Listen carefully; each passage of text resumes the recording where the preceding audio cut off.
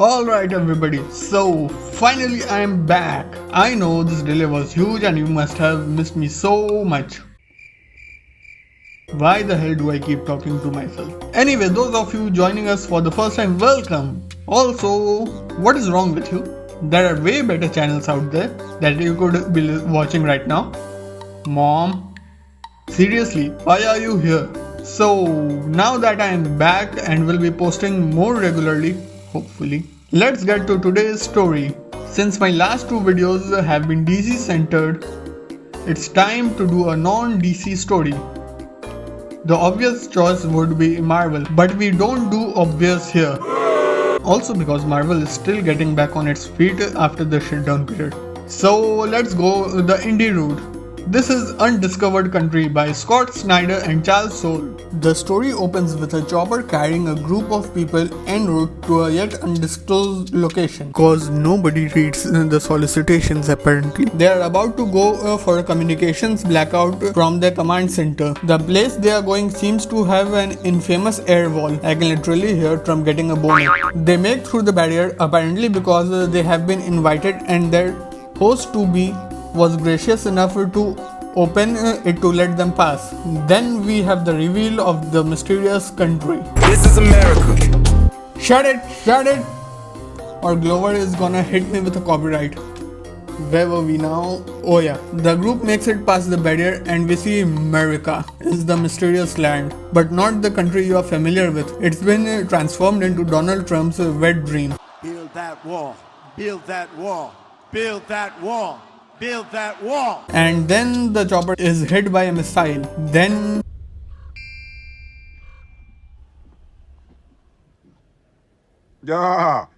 It's rewind time.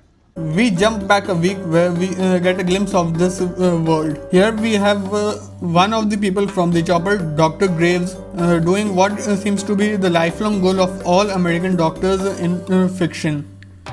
Going to a third world country to treat patients there from unknown diseases. Personally though, I don't think I'll put much faith in a doctor who has grave literally in their name. The kid she is treating tells her he has developed knots in his back, which is the final symptom of the sky virus. So the solution of the government, gas the fuckers. Those who are hidden under a roof live. Those who can't, well, Darwin says they should die.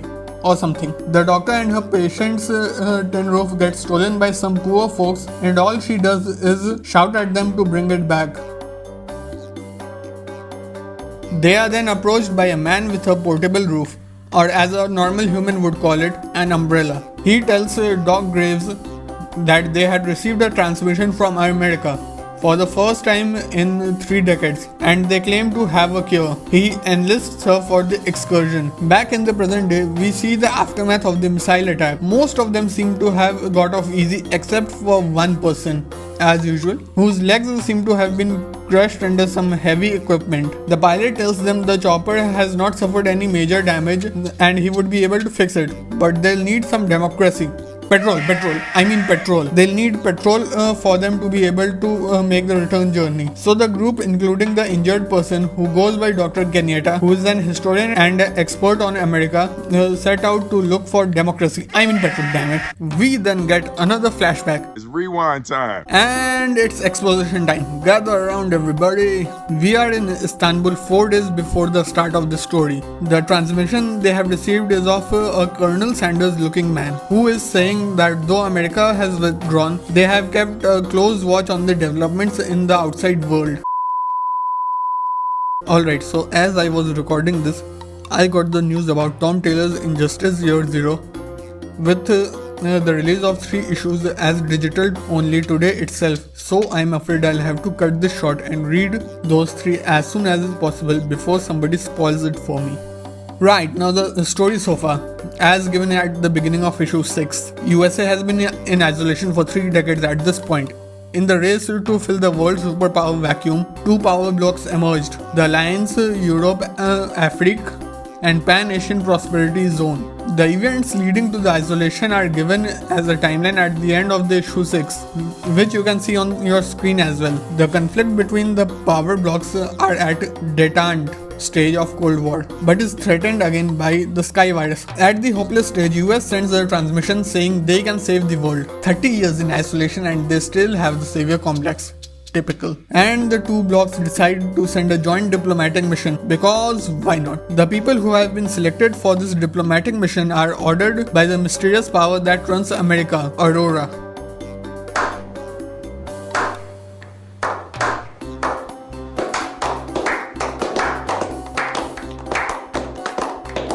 They are Daniel and Charlotte Graves, siblings, American historian Ace Cañete, Valentina Sandoval, a journalist who I think was just invited because Aurora liked Buzz, her drone. Buzz is awesome. Colonel Pavel Bukowski, diplomats Red, annoying pricks of the story, Janet Worthington and Chang Inou.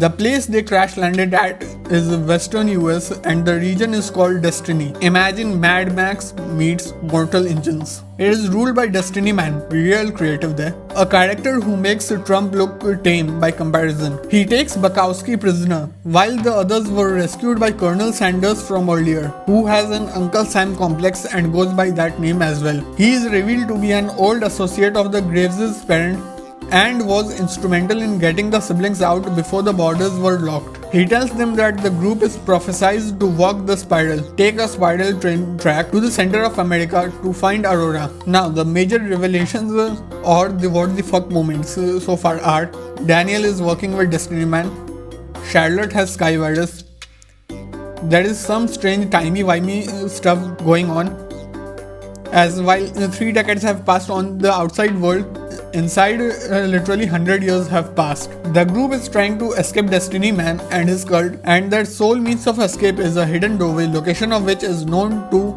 Uncle Sam only. Bukowski has freed himself and made it to the top of the wall, where he takes out the others attending the giant starfishes, only to be noticed by Destiny Man, who sends one of his goons to take care of him, and Bukowski is nearly defeated after a brief scuffle, but is saved by the timely intervention of Buzz. I told you Buzz is awesome. He uses the giant starfish to finish off the goon just as the group sent by Uncle Sam to rescue them arrives. Bukowski chooses to stay behind and free others held as slaves by Destiny cult. Back at the train, they are arriving at the 9th star, that is the New Hampshire star. They are blocked off by the Destiny Man's mobile base. So Daniel remotely detonates the explosives in his submarine, which is at Destiny's base, but not before getting a single dose vial of cure for Sky virus from him. Destiny Man managed to survive somehow. The train starts at full speed towards the wall while both the groups are fighting. Uncle Sam, who is running the train, is shot in the head by Destiny Man. The train is too fast for them to stop, and as they near to apparently crashing into the wall, panels in the wall containing guns open up and fire at the fighting horde, while a door opens and swallows the locomotive. They arrive at a cave where they have a chopper. Now they have two options: either take the chopper and escape, or continue on the spiral with the train tracks. They put the matter to vote, with Daniel abstaining. The diplomats predictably vote for escaping. Cañete and Valentina vote for staying. This leaves Charlotte as a deciding vote, who says she wants to stay, but she has a duty to bring the cure to rest of the world, so that at least a vaccine could be developed to save those who are not infected yet. So Valentina takes the syringe and injects it all into Charlotte, which changes her vote to staying. So the group sets out into the unknown. In the epilogue, we see Destiny Man survived, though injured, and is begging, standing in front of the wall, that he has been loyal soldier and he did what he did for Aurora. He wants one more chance, an opportunity to walk the spiral. The door opens and he walks in. So that was the story of Undiscovered Country issues 1 to 6. I had planned to do in-depth commentary on all 6 in one video, but hey, Injustice came out. Blame Tom Taylor for it. These 6 issues seem to be sort of an act 1 for the story, both in terms of how the issue ends and also how the comic was structured as a whole. If you read it, you know what I mean. It's fun to see Scott Snyder working on grand, meta and crazy dystopian story, which is kind of what he has become associated with recently. Dark Knight's Metal, Death Metal, Batman Last Night on Earth. This in particular is even more enjoyable as he has complete freedom this time.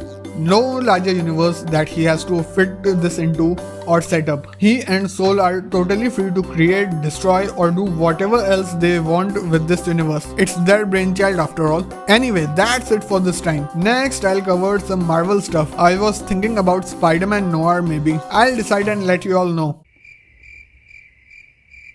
I really need to stop talking to myself. And now for the generic outro. Now for the standard YouTube outro. You know what I'm talking about. You are not new here. This is not your first video. So do it. And I'll see you all later.